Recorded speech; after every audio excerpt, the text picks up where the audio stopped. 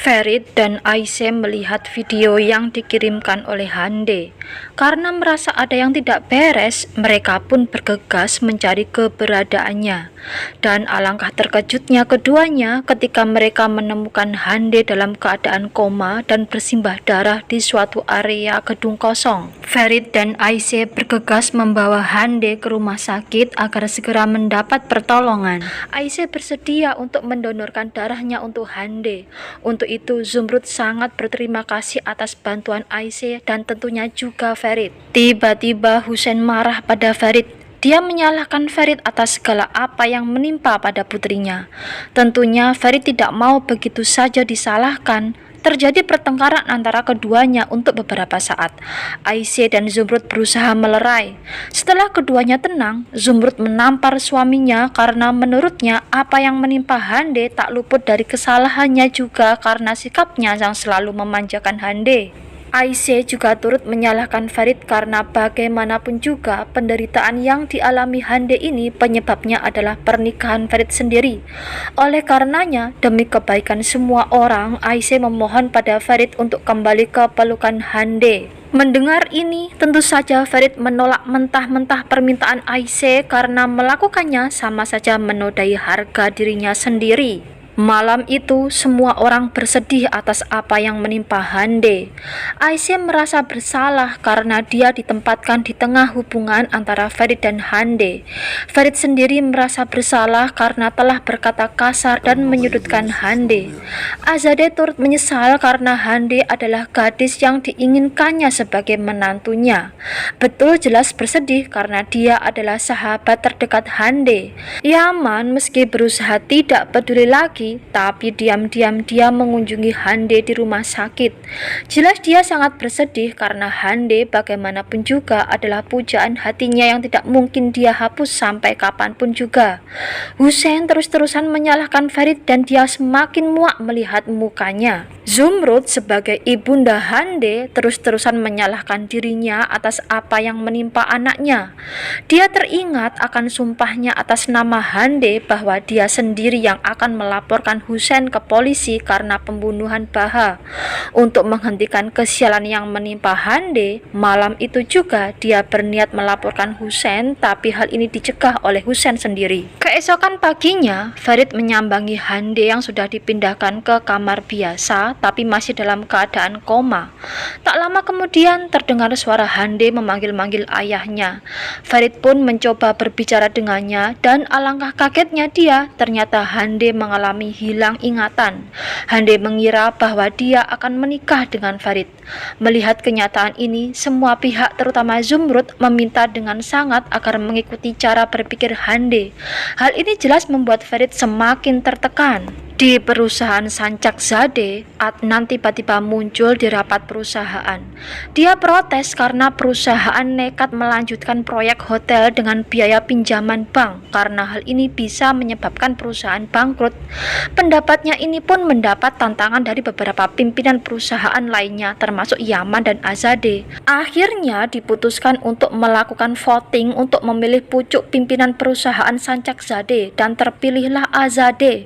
Adnan sekarang menyadari bahwa Yaman tidak bisa diandalkan. Tindakannya dengan turut memberikan suara untuk Azadeh membuat matanya terbuka bahwa Yaman merupakan orang yang tak tahu balas budi. Sinan merasa bahwa ibunya perlu mendengar saran dari ayahnya Adnan karena bagaimanapun juga ayahnya yang lebih tahu dan berpengalaman memegang perusahaan Sancakzadeh ini. Tapi Azadeh dengan angkuhnya mengatakan bahwa dia ingin menunjukkan pada Adnan bahwa dia bisa berdiri di atas kakinya sendiri. Sinan mencoba lagi memberi saran ibunya agar menarik masuk Ferit kembali ke perusahaan, tapi lagi-lagi Azadeh dengan angkuhnya menolaknya. Zumrud menagih janji Husain agar segera menyerahkan diri pada polisi, tapi lagi-lagi Husain menolak dengan alasan dia bukanlah pelaku utamanya.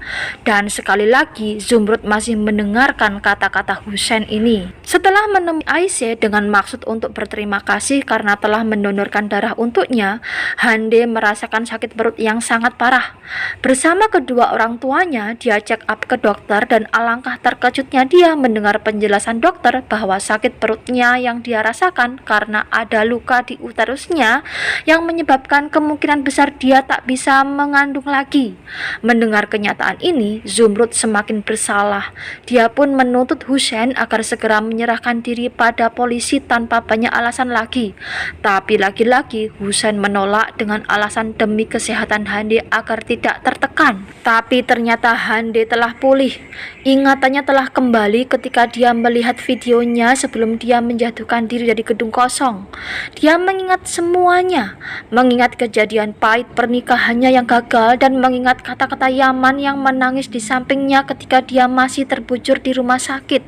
Hande meminta kedua orang tuanya untuk tidak mengatakan fakta ini pada Azadeh dan Farid karena dia ingin mewujudkan impiannya sebagai pengantin keluarga Sancakzadeh. Farid melampiaskan stresnya dengan minum-minum di sebuah kedai langganannya. Tak lama kemudian, Aisyah meneleponnya memintanya untuk menemuinya di rumahnya untuk menyelesaikan urusan mereka. Di tengah malam dalam keadaan setengah mabuk, Farid berkunjung ke rumah Aisyah. Terjadi kekakuan sejenak di antara mereka, tapi Farid memecah kebekuan itu dengan memulai obrolan ringan. Karena lelah, Farid akhirnya tertidur di pangkuan Aisyah. Sementara itu, Azadeh mendapat laporan dari Karim bahwa Farid tengah menginap di rumah Aisyah. Mendengar laporan Karim ini, Azadeh makin kecewa terhadap Farid dan marah terhadap Aisyah. Video pembunuhan Baha yang disimpannya dihapusnya dan Karim pun disuruhnya untuk menyembunyikan video salinannya itu. Azadeh benar-benar sudah tidak mengakui Aisyah sebagai menantunya lagi karena menurutnya gara-gara Aisyah lah hubungannya dengan Farid menjadi renggang dan karena dia juga Farid hampir mati terbunuh. Keesokan harinya, begitu Farid terbangun dari tidurnya, Aisyah menyodorkan surat cerai yang sudah ditandatanganinya. Tampak keraguan di wajah Farid untuk menandatangani surat cerai itu. Tapi tiap kali dia melihat Aisyah, Aisyah malah membuang muka dan tak ada sepatah kata pun terucap dari bibirnya. Dia pun akhirnya menandatangani surat cerai yang ada di hadapannya itu. Tampak wajah menyesal Aisyah ketika Farid menandatangani surat cerai itu. Dalam keadaan emosi, Farid beranjak pergi, tapi Aisyah menghalanginya dan mengajaknya untuk merayakan perceraian mereka dengan pergi piknik. Mendengar tawaran Aisyah ini, Farid benar-benar tidak tahu jalan pikiran Aisyah. Merayakan perceraian dengan bersenang-senang, yang benar saja. Tapi karena Aisyah terus memohon, Farid akhirnya menuruti saja. Keduanya pergi berpiknik di pinggir sebuah danau dengan pemandangannya yang indah. Di sana mereka dengan penuh canda tawa layaknya orang berpacaran makan-makan dan bermain-main. Kembali ke Azadeh, mendapat laporan dari Karim bahwa surat cerai telah ditandatangani oleh Farid dan Aisyah. Azadeh pun segera meminta Karim untuk mengambil surat cerai itu dan memberikannya padanya. Begitu Karim memberitahukannya bahwa Farid dan Aisyah saat ini sedang berkencan. Di perjalanan pulang, Farid menerima telepon yang mengabarkan bahwa ada seseorang yang menyerahkan diri mengaku telah membunuh Baha. Mendengar ini, Farid merasa lega sekaligus marah.